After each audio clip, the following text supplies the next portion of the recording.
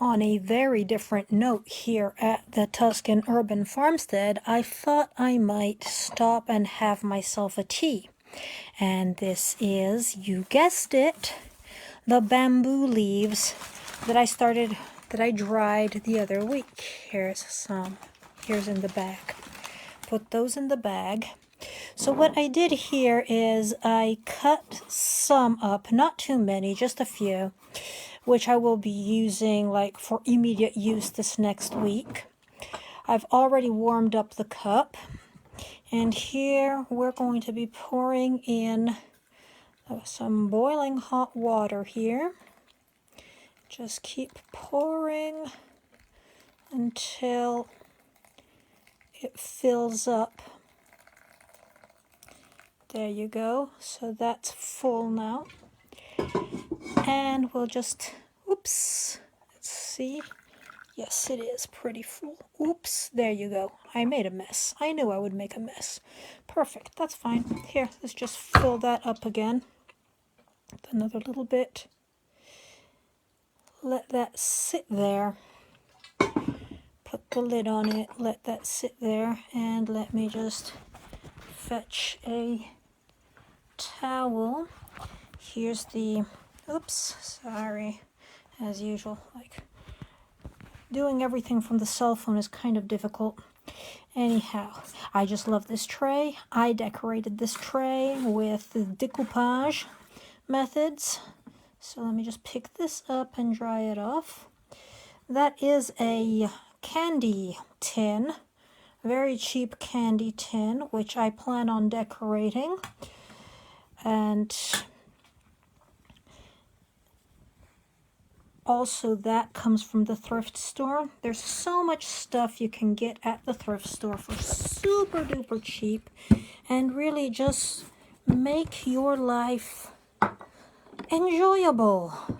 Who cares if it's ivory and ebony and living in perfect harmony on your piano keyboard and so forth. Really, the small things, the small joys of life come from enjoying the produce, enjoying the work of your own hand. Practically this. Oh, now I see where I messed up when I made the other ones. Because I made these smaller ones. Oops, that's all covered up too. I made these smaller ones backwards. So this is a question I've been having for myself. I'm like, ooh, there's too much gold. How did I do that? How did I mess up like that, you know? And now I see, because here I first put the gold, first did all of that work underneath, and then I glued the design, the picture on last. I glued the picture on last so it would stand out instead of blending in completely like this one. So I made 4 of these little ones, which I really just enjoy. I just love making this kind of stuff. So here you go again. That's our tea. As I was saying, I just cut this up a little bit to have ready to go. I'll probably cut up some more so that I have this one full. And then I'll store the rest of this, the rest of the leaves, in another airtight tin, but leaving them whole. And you're going to say, Amber, what's your reasoning behind that? My reasoning behind that is simply that when you are putting it, you want it to contain, to hold in, you want the leaves to hold their values, their nutritional values, as long as possible. I might be wrong about this, hey? Don't take my word for it. This is just my reasoning. If I want this to withhold as long as possible, its various properties, as long as possible, it's best I leave it whole and only cut it up, grind it, when I really need it. By the way, what am I doing right here? Here I am grinding pepper the good old way. Yes. So we're just letting that steep. Ooh, look at that cut. Look at that. Look at the effect it's making. And Ooh, that's a very particular aroma. I've never smelled this before. Maybe I have. It smells slightly like, if I were to compare the aroma here, let me turn around this way so I don't be. If I were to compare the aroma very slightly, this is not exactly, it's more pleasant than that, but it would almost smell like,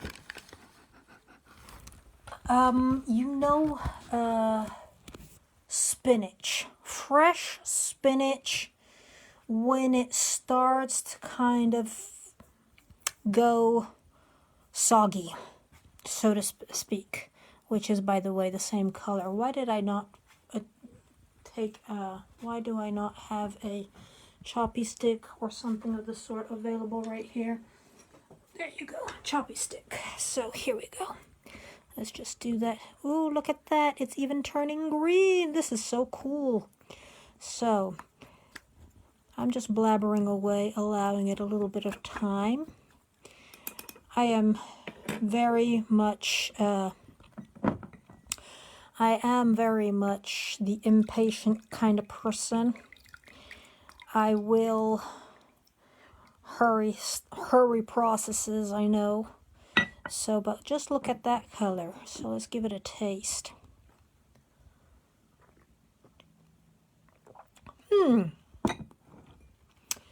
Very light. Interesting. Here, let's just put the lid back on for right now. So practically, as you see the color, it's picked up the color. I'm sure that if I let it seep,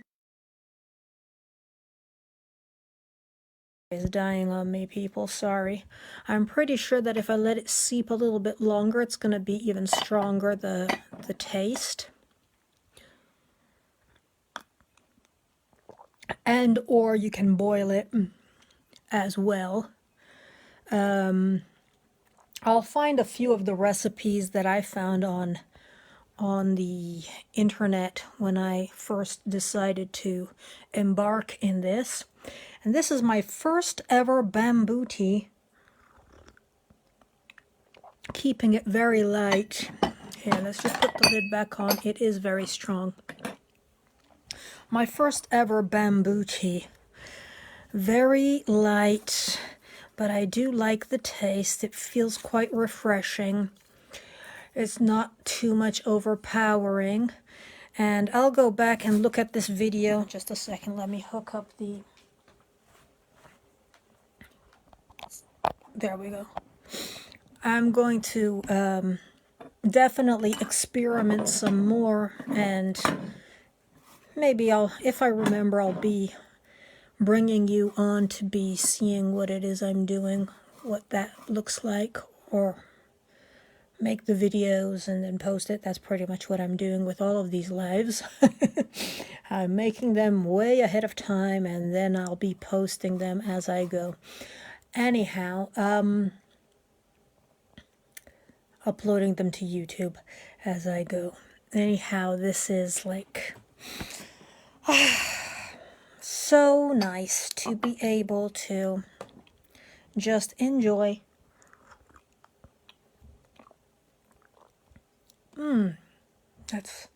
It's very warming as well. To enjoy the work of your own hand. There's lots of people we can learn from, and there's also lots of trial and error that we're going to be having to do on our own. As long as we keep very careful about it.